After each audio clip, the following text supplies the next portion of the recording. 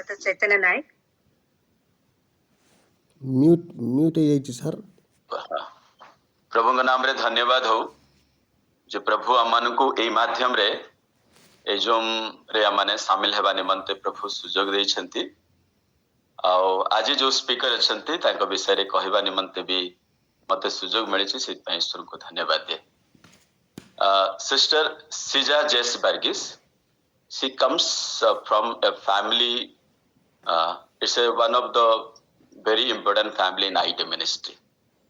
She comes with one of the co-founder of IT ministry. Sija's sister, last many years, as per my knowledge, more than 20 years, she has been working with mission with the different responsibility. And she has finished her MD in SciEx, and now she is ministering in the women cell. She is the national coordinator of IT women ministry. And I personally is blessed through this family and specifically Sister Sija's ministry in the different way. She is a blessing for IT ministry actually, and especially for this time, she will be a blessing for the women ministry too. The future the near future, that means the next month, 9th, 10th, and 11th, she will be coming to Lamtapur to speak to the women's cell of Lamtapur division. So it is my privilege to once again to welcome Sister Sija to this platform. For the knowledge of Sija's sister, this platform is a blessing for many people in Orissa at this time. These groups, it holds, I mean, it's from the Damanjadi group. For sisters Sija to know that where Damanjadi is, probably you might not know it. It's near to Semliguda. Semliguda is a very known place for IT ministry. She had been many times to IT, the Semliguda area. It's near to 2 or 3 kilometers away from this Semliguda. 15 kilometers from Semliguda. Oh, sorry. It's a 15 kilometer from Semliguda. So hope when you visit, we will physically will help. I mean, we'll try to meet with this group so that you may be connected with so spiritually and emotionally, and to pray for this group too. Once again, thank you, sister, for joining and willing to serve the Lord through this platform. Welcome, sister. Very good. Thank you so much, Chaitanya Bhai, for saying such nice words about me. सबको हिंदी समझते हैं ना? Yes. सब समझते हैं। Okay. एक बार प्रभु यीशु मसीह के नाम में आप सबको मेरा जय मसीह की। और मेरे लिए बहुत ही आनंद और आशीष की बात है कि मैं आज आप लोगों के बीच में इस सभा में जुड़ सकी जूम के माध्यम से। और मैं धन्यवाद देती हूँ भाई चैतन्य का, सिस्टर बबीता का, और जितने भी लोग इस मीटिंग को सुबह ऑर्गेनाइज करते हैं, मुझे इस काबिल समझने के लिए कि मैं आप सबके बीच में आ सकूं। कितने हमारे लिए आशीष की बात है ना कि हम सुबह के समय ही पहला समय जो है परमेश्वर के चरणों में बिताते हैं, आराधना करने में। भाई जिन्होंने वर्शिप लीड किया था, बहुत एक अच्छा वर्शिप लीड किया था उन्होंने। सुबह के समय परमेश्वर को याद करना, परमेश्वर को धन्यवाद देना, उसके सम्मुख में बैठना हमारे लिए कितनी ही आनंद की बात है ना, कि सुबह रोशनी होने से पहले, चिड़ियों के चहचहाने से पहले, कुछ भी आरंभ होने से पहले हम अपना पहला समय जो परमेश्वर को देते हैं। और मैं धन्यवाद देती हूँ जिसने भी इस मीटिंग के बारे में सोचा, ऐसा कुछ करने के बारे में सोचा, उन सभी भाई बहनों के लिए धन्यवाद कि मिलकर इस सुबह के समय हम परमेश्वर के सम्मुख में बैठ सकते हैं, गीत गा सकते हैं, प्रार्थना कर सकते हैं, वचन सुन सकते हैं, एक दूसरे के साथ संगति कर सकते हैं। कितने ही आनंद की बात है ना। कई लोग संसार भर में जो सो रहे हैं ठंड के मौसम में ना, कंबल के नीचे सो रहे हैं, कुछ एक जुट है जो परमेश्वर के लिए खड़ा है, कुछ एक झुंड है जो परमेश्वर के वचन को सुनने के लिए तत्पर है। और इसलिए मैं आप सभी भाई बहनों का तहे दिल से धन्यवाद करती हूँ। भजन संहिता 63 ना, उसके एक में लिखा है कि मैं यत्न से तुझे ढूंढूंगा, है ना। सुबह उठना हमारे लिए आसान नहीं, मेरे लिए भी आसान नहीं था। जब बबीता ने मुझसे कहा कि आपको सुबह संदेश देना हो, मैंने कहा 4 बजे क्या उठना पड़ेगा? मैंने बोला हाँ 4 बजे। तो यत्न से आज मैंने भी कोशिश की सुबह उठने के लिए। भजनकार इस प्रकार लिखा है कि early in the morning I seek you, है ना, सुबह के समय, भोर के समय ही मैं तुझे यत्न से तेरी खोज करूंगा। तो एक मेहनत लगता है हमें परमेश्वर की उपस्थिति में आने के लिए, और मैं आप सभी का धन्यवाद भी देती हूँ और आप सभी का प्रोत्साहन करती हूँ कि आपने जो ये कोशिश आरंभ किया है वो इसको बनाए रखें। ये कई लोगों के जीवन के लिए एक आशीष का कारण है। कई लोग, हाँ, उसमें मैं भी शामिल हूँ, हम लोग सोचते हैं कि हम सुबह उठेंगे, प्रार्थना में समय बिताएंगे, वचन पढ़ेंगे, वचन सुनेंगे, लेकिन कई बार हो नहीं पाता है। लेकिन एक इंटेंशनल एफर्ट है, कोशिश करना, ये हमारी कोशिश है, व्यक्तिगत हमारा निर्णय है कि हम सुबह उठें, परमेश्वर के लोगों के साथ मिलकर हम परमेश्वर के संदेश को सुने, परमेश्वर के लिए आराधना करें और एक साथ मिलकर हम परमेश्वर के सम्मुख में बैठ सकें।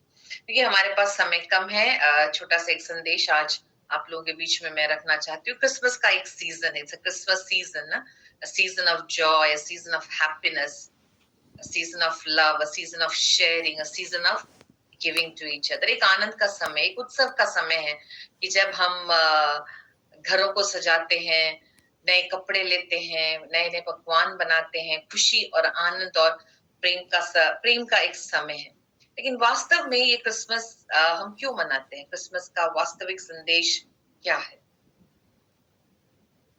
वो संदेश कि पिता परमेश्वर इस जगत में आया, एक मनुष्य के रूप में आया, ताकि वो मुझे और आपको छुड़ा सके, वो हमारे पापों से हमको छुड़ा सके। पिता परमेश्वर ने स्वयं अपने पुत्र को भेजा ताकि वो इस पृथ्वी पर आए, एक मनुष्य बनकर आए, एक चर्नी में जन्म ले, और उसके जन्म होने के कारण मैं और आप आज इस स्थान में हैं। हमें आज ये स्वतंत्रता है कि हम मिलकर परमेश्वर के नाम को हम ले सकते हैं। हम सब कुछ कर सकते हैं क्रिसमस के सीजन में। हम घरों को सजा सकते हैं, अच्छे अच्छे खाने बना के हम खा सकते हैं, नए कपड़ों को खरीद सकते हैं, एक दूसरे को गिफ्ट बांट सकते हैं, कुछ भी कर सकते हैं। बहुत कुछ सेलिब्रेशन हमारे कलीसियाओं में होता है। लेकिन क्रिसमस का वास्तविक संदेश क्या है जो हम लोगों तक पहुंचाते हैं? कि प्रभु आया, परमेश्वर ने अपने पुत्र को दिया हमारे लिए, उसने अपने जान को गवाया। क्यों? क्योंकि वो हमसे प्रेम करता है। और यही क्रिसमस का वाकई और वास्तविक अर्थ है। यूहन्ना 3 और उसके 16 में लिखा है कि प्रभु ने, परमेश्वर ने संसार से ऐसा प्रेम किया कि उसने अपना इकलौता पुत्र, एक ही पुत्र था जो उसने हमारे लिए, ताकि हम जो उस पर विश्वास करते हैं वो नाश ना हो परंतु वो अनंत जीवन को पाए। तो हम क्रिसमस के सीजन में हम जो कुछ भी करते हैं, हम कितनी भी सभाएं कर ले, हम कितने भी उत्सव मना ले, कितना भी आनंद मना ले, लेकिन यदि हम इस वास्तविक अर्थ को हम भूल जाते हैं तो ये सब करना हमारे लिए व्यर्थ है। इस संदेश को बांटना, हम जितने भी मीटिंग्स करते हैं, जो भी कार्य करते हैं, इसी संदेश को बांटना कि परमेश्वर ने अपने पुत्र को दिया। He gave, God gave his only begotten son। एक ही परमेश्वर का पुत्र था, परमेश्वर ने उस पुत्र को हमारे लिए दे दिया। The real story of Christmas is that God became a man, a human being, in the person of Christ।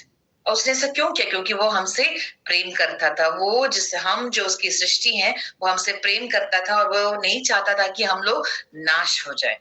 और हम जो कुछ भी करते हैं वो इसलिए करते हैं उस प्रेम के एक ग्रैटिट्यूड में ना, एक धन्यवादित मन के साथ। परमेश्वर ने हमसे इतना प्रेम किया, एक अनकंडीशनल लव ना, एक ऐसा प्रेम जो कि जिसमें कोई भी स्वार्थ नहीं है। उसने हमसे कुछ नहीं चाहा, वापस नहीं मांगा हमसे कि हम उसके बदले में, उसके प्रेम के बदले में हम उसे क्या दे सके। एक गीत भी है ना कि क्या दे सकता हूँ, क्या ला सकता हूँ, कहता बस तुझे धन्यवाद। जो कुछ भी परमेश्वर ने हमें दिया है, हम केवल उसके लिए धन्यवाद कर सकते हैं। हम केवल उसकी आज्ञाकारिता में आगे बढ़ सकते हैं, केवल उसके नाम को इस संसार में हम फैला सकते हैं और कुछ नहीं। और ये एक ऐसा समय है, एक ऐसा सीजन है, क्रिसमस का समय, जब जो परमेश्वर ने हमारे लिए किया है वो हम दूसरों के लिए, दूसरों के सामने बता सकते हैं। आज इस क्रिसमस सीजन में हमारे सामने एक सवाल है। परमेश्वर ने तो अपना पुत्र हमारे लिए दिया, उसने अपनी जान हमारे लिए गंवाई। इस क्रिसमस में हम परमेश्वर को क्या दे सकते हैं? एक क्षण के लिए सोचें, ऐसा क्या है मेरे जीवन में जो मैं परमेश्वर को दे सकता हूँ? न देने के बारे में जब भी हम सोचते हैं कि देना सिर्फ धन के मामले में है ना, पैसे से हम दे सकते हैं। दान देना, टाइथ देना, गिफ्ट्स को देना, लेकिन क्या हमारा देना सिर्फ उसी तक सीमित है?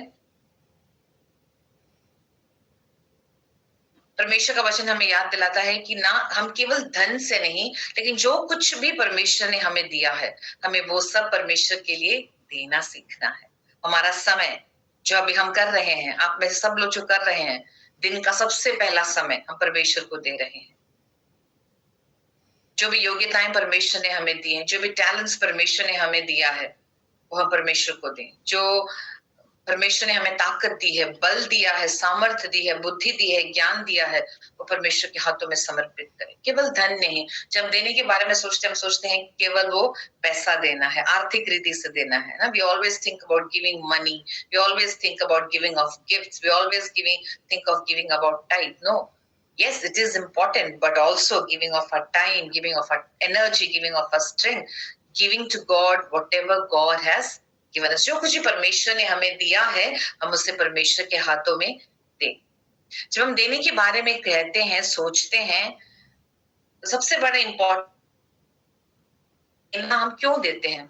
क्या हम इसलिए देते हैं कि हम दूसरों को दिखाएं कि देखो हम अपना समय दे रहे हैं, हम सुबह उठ के प्रार्थना कर रहे हैं, देखो मैंने कितना टाइथ दिया है, देखो मैंने कितना गिफ्ट दिया है, देखो मैंने उस भाई को खाना दिया है, देखो मैंने उस भाई को एक कपड़ा खरीद के दिया? क्या हम दूसरों को दिखाने के लिए करते हैं, या हम इसलिए करते हैं कि हमें भी वापस मिले?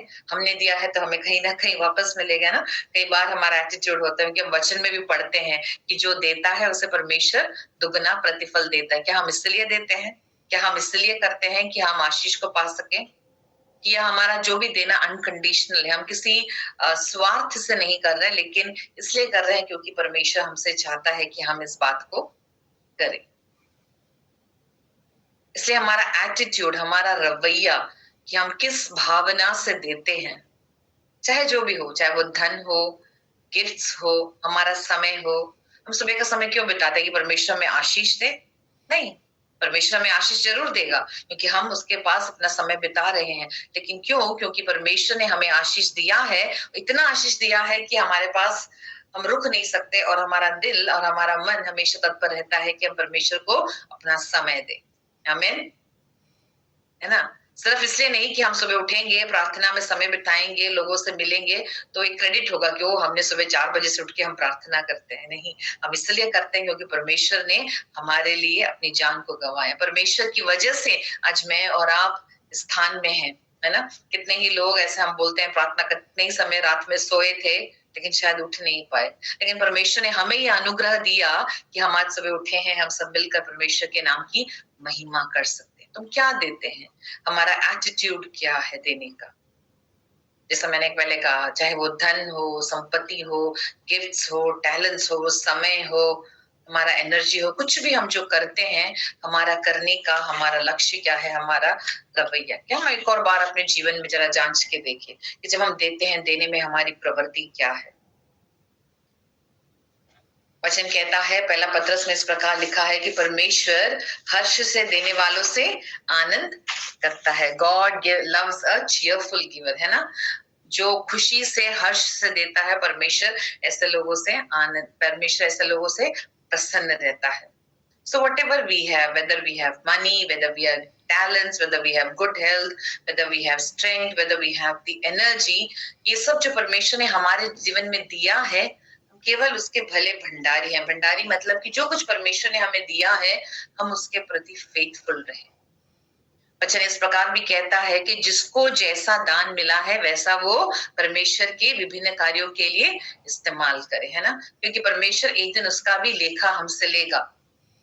परमेश्वर ने यदि हमें गीत गाने की काबिलियत दी है, परमेश्वर ने वचन बोलने का सामर्थ्य दिया है, परमेश्वर ने हमारे हाथों में यदि धन दिया है, तो हमें उसका भले भंडारी बने। We have to become good stewards of whatever the Lord has given us, because one day we will be accountable, है ना? परमेश्वर हमसे लेखा देगा। मैंने तुम्हें इतना समय दिया था, मैंने तुम्हें इतनी खूबियां दी थी, क्या किया तुमने उसके साथ? क्या तुमने उसे भले कामों के लिए इस्तेमाल किया? आपके पास यदि आपकी काबिलियत है कि आप किसी को एक गिलास पानी दे सके, आप में काबिलियत है कि आप किसी को एक समय का खाना लेके दे सके, आपके पास एक काबिलियत है कि आप किसी को एक गिफ्ट लेके दे सकते हैं, आपके पास एक काबिलियत है कि आप एक बच्चे को पढ़ने में मदद कर सके जिसके पास पढ़ने के लिए ताकत नहीं है, आपके पास एक काबिलियत है कि आप एक ऐसे मिशनरी भाई बहनों की सेवा कर सके, एक मिशनरी भाई बहनों को सपोर्ट कर सके जो शायद आर्थिक परिस्थिति से परेशान है। सब देना है। परमेश्वर ने हमें दिया ताकि हम दूसरों को दे सके, हम दूसरों के लिए एक आशीष का कारण बन सके। क्यों? क्योंकि परमेश्वर ने स्वयं हमें देना सिखाया है। परमेश्वर ने अपने पुत्र को दिया, क्यों? हमें बचाने के लिए। और परमेश्वर आज सुबह हमसे यही चाहता है कि हम भी देना सीखें, अपने जीवन को देना सीखें, अपने जो कुछ भी हमारे पास परमेश्वर ने दिया है धन्यवादित मन के साथ हम उसे परमेश्वर के हाथों में वापस देना सीखें। देखिए पुराने नियम में यहूदियों से उम्मीद किया जाता था, या पुराने नियम में हम देखते हैं कि देना या टाइथ देना या फिर ऑफरिंग्स देना ये मान्य था, ये जरूरी था। क्यों? ताकि वो कलीसिया के कामों के लिए इस्तेमाल कर सके, मंदिर के कामों में वो इस्तेमाल हो सके, या फिर प्रीस्ट और जिन लोगों को भी जरूरत था उनके कामों के लिए देना जरूरी था। एक रूल था, नियम था। पुराने नियम में ना हमें देना सिखाया था, देना हमारे लिए जरूरी था। लेकिन नए नियम में हमारे पास सहूलियत है कि हम अपने दिल से देते हैं, क्योंकि हमें देने को परमेश्वर ने सिखाया है। और ये देना एक विश्वासी के, एक मसीह के हृदय और उसके रवैये पर निर्भर करता है ना, कि हम किस एटीट्यूड से देते हैं, हम क्यों देते हैं। वचन फिर हमें याद दिलाता है कि यदि हम दिल से देते हैं, हर्ष से देते हैं, खुशी से देते हैं, तो उस देने में एक खुशी है और उसमें एक आनंद है। और हमें इस बात को ध्यान रखना है कि जो कुछ भी आज हमारे पास है वो हमारा कुछ भी नहीं है। स्वर्गीय पिता परमेश्वर ने हमें इन बातों को हमारे जीवन में दिया है, इसलिए हम दूसरों को भी दे सकते हैं। God is a creator and owner of everything, है ना। परमेश्वर ही संसार का रचने वाला है, परमेश्वर ने ही हमें जीवन दिया है, वही सब कुछ का मालिक है। और जो कुछ भी हमें मिला है वो भी एक दान है जो परमेश्वर ने हमें दिया है। यदि आज हम स्वस्थ हैं, तंदुरुस्ती में हैं, चल फिर सकते हैं, परमेश्वर का दान है, it is a gift from God. यदि हम बोल सकते हैं, सांस ले सकते हैं, it is a gift from God, है ना। 2 साल हो गए कोरोना का बीते हुए। कोरोना के समय में हम सब ने सोचा कि ब्रीथ, है ना, सांस लेना। कभी हमने सोचा था क्या कि सांस लेने के बारे में कभी हमने सोचा है कि परमेश्वर को धन्यवाद दें, है ना। हमने इस प्रकार सुना है कई लोगों से, एक क्षण सांस लेना, एक क्षण सोना, it's just a matter of few seconds. वो उस सेकेंड ऑक्सीजन के लिए कितने ही लोग तड़पे हैं कोविड के समय। It is all a gift from God. Everything that we have, आंखों से देखना, देखने की काबिलियत, सुनने की काबिलियत, मुंह से बात करना, बोलने की काबिलियत, सांस लेना, जीवन जो हमारा प्रतिदिन चलता है, it's all a gift from God. So इस क्रिसमस के हम सोचें कि हमारे पास ऐसा क्या है, हमारे हाथों में ऐसा क्या है जो हम परमेश्वर को वापस दे सकते हैं। केवल फिजिकली रूप से नहीं, है ना, फिजिकल रूप से नहीं, जैसा मैं बार बार कह रही, फिजिकली नहीं। It's not only about giving money, it's giving of our time. क्या हम किसी के साथ थोड़ा समय बिता सकते हैं? कोई ऐसा एक व्यक्ति जो परेशानी में है, कोई ऐसा एक बहन जो दुखी है, कोई ऐसा एक भाई जो निराशा में है, कोई ऐसा एक बहन या भाई जो जिसके पास नौकरी नहीं है, क्या हम अपना समय उनके लिए दे सकते हैं? क्या परमेश्वर ने जो हमारे जीवन में काबिलियत दिया है, can we give it back to the Lord, परमेश्वर की सेवकाई के लिए? हमारा गीत गाना, हमारा आराधना करना, हमारा वचन पढ़ना, प्रार्थना करना, हम नहीं जानते हमारे आस पड़ोस में कितने ही लोग होंगे जो दुखी होंगे, परेशानी में होंगे। उनको हमारे क्रिसमस केक की जरूरत नहीं है, उनको हमारे समय की जरूरत है, उनको हमारे साथ की जरूरत है, उनको हमारे सुनने की जरूरत है कि हम उनको सुन सके, उनके पास बैठ सके, उनको सांत्वना दे सके। क्योंकि एक दिन परमेश्वर हमसे इसका लेखा जरूर लेगा कि मैंने तुम्हें समय दिया था, मैंने तुम्हें प्रतिभाएं दी थी, मैंने तुम्हें योग्यताएं दी थी, मैंने तुम्हारे अंदर काफी गुण दिए थे, उन सबका तुमने क्या किया। तो इस क्रिसमस के समय, इस सीजन में जब हम आनंद मनाते हैं, खुशी मनाते हैं, ये आनंद, ये खुशी केवल हमारे तक ही सीमित ना हो, लेकिन हम इसे दूसरों तक बांटने की कोशिश करें। जो समय परमेश्वर ने हमें दिया है उसका हम सही उपयोग करने की कोशिश करें। जो धन, जो आर्थिक सहायता परमेश्वर ने हमारे हाथों में दी है, उसे हम सही जगह लगाने की कोशिश करें। और जो प्रतिभाएं, जो टैलेंट्स परमेश्वर ने हमारे जीवन में दिया है, उसे हम सही स्थान में लगाने की कोशिश करें। मैं थोड़ा सा और समय लेके बोलना चाहती हूँ। मैं, जैसा कि चैतन्य भाई ने कहा, मैं आईटी में सेवकाई करती हूँ। करीब 24 साल से परमेश्वर के साथ, परमेश्वर की सेवकाई में मैं लगी हूँ अपने पति के साथ। जैसा चैतन्य भाई ने कहा, मैं एक मिशनरी परिवार से हूँ। मिशनरी परिवार में मेरा शादी हुआ है और मैं और मेरे पति मिलके हम आईटी में मिनिस्ट्री करते हैं। 24 साल हो गए हैं परमेश्वर की सेवकाई में, और ये साल आईटी का 50वां साल गिरा है। परमेश्वर की सेवा शुरू होकर 50 वर्ष बीते। परमेश्वर विश्वास योग्य रहा है। आईटी के बारे में यदि बोलना है तो बहुत है, आज पूरा दिन भी बैठेंगे तो वो समाप्त नहीं होगा। लेकिन परमेश्वर ने जिस तरह आईटी को बनाए रखा है, वो परमेश्वर के प्रेम के कारण है, परमेश्वर के विश्वास योग्यता के कारण है। और क्यों आईटी खड़ा है? क्यों? क्योंकि कई लोगों ने अपने जीवन को दिया है। लोगों ने अपने जीवन को दिया, लोगों ने अपने समय को दिया, लोगों ने अपने टैलेंट्स को दिया, ताकि वो परमेश्वर के सुसमाचार को सुना सके। लोगों ने धन दिया। आईटी क्यों खड़ा है? कई लोगों की प्रार्थना के द्वारा, कई लोगों की सहायता के द्वारा, कई परमेश्वर की विश्वास योग्यता और परमेश्वर का प्रेम आईटी को खड़ा करता है और स्थापित करता है। अगर बोला जाए तो आईटी सेवकाई की शुरुआत 2 लोगों से शुरुआत हुई और आज करीब 3000 से भी ज्यादा सेवक हमारे साथ आईटी में सेवा करते हैं। और मैं, चैतन्य भाई, बबीता सिस्टर, सब इसी एक संस्था के भागी हैं। हम लोग भी इसी के भागी हैं। कई कलीसिया हैं उत्तर भारत में, उड़ीसा में, साउथ में, सब कई कलीसियाएं हैं। 20 से अधिक स्टेट्स में हमारा काम है। क्यों? क्योंकि लोगों ने अपना जीवन दिया, लोगों ने अपना समय दिया। परमेश्वर ने जो उनको दिया था, उसमें से एक भाग परमेश्वर के कार्यों के लिए दिया है। आज इस क्रिसमस के समय एक और बात, जैसा मैं बार बार कह रही हूँ, कि हम सोचे हमारे हाथों में ऐसा क्या है जो हम परमेश्वर के हाथों में दे सकते हैं, लोगों की आशीष के लिए, लोगों की बढ़ोतरी के लिए, लोगों के प्रोत्साहन के लिए क्या हम दे सकते हैं? क्या हमारा समय है? क्या हमारा पैसा है? क्या हमारा प्रतिभाएं हैं? क्या हमारा एक सुनना है? क्या हमारा एक हाथ है जो किसी को थाम सकता है? सोचे परमेश्वर क्या चाहता है। केवल ये साल भी हर साल की तरह ऐसे ही यूं ही ना निकल जाए ना, साल दर साल हम ऐसे ही बीत ना जाए कि हम दूसरों से प्राप्त करें। इस क्रिसमस में हम सोचे कि हम क्या कर सकते हैं। कई बार हम दूसरों को इसलिए देते हैं क्योंकि हमें भी लगता है कि हमें भी रिटर्न में कुछ मिलेगा। हम एक गिफ्ट किसी को देंगे, हमें भी शायद वो एक गिफ्ट रिटर्न में मिल सकता है। लेकिन क्या हम सोच सकते हैं कि हम ऐसे एक व्यक्ति को दें जिससे हमें वापस मिलने की उम्मीद ना हो, है ना? एक गरीब व्यक्ति को एक कपड़ा खरीद कर दे, एक जूता खरीद कर दे, किसी को एक कंबल खरीद कर दे, किसी को एक समय का भोजन खरीद कर दे, या बस किसी के साथ बैठे हैं, उसकी बातों को सुने। क्या ऐसी बात है जो आज इस क्रिसमस के समय हम दे सकते हैं? एक और बार हम अपने जीवन को समर्पित करें कि हम वो सब देने पाए जो परमेश्वर ने हमें दिया है दूसरों के आशीष के लिए। To give it to God so that we can bring a smile on somebody's faces, है ना?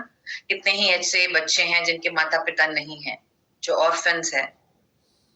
जब हम अपने बच्चों को नए कपड़े खरीद के देते हैं, जब अपने बच्चे को केक खरीद के देते हैं, अपने बच्चों को गिफ्ट खरीद के देते हैं, हम सोचें कि हम दूसरों के लिए क्या कर सकते हैं ना, देने के बारे में सोचें।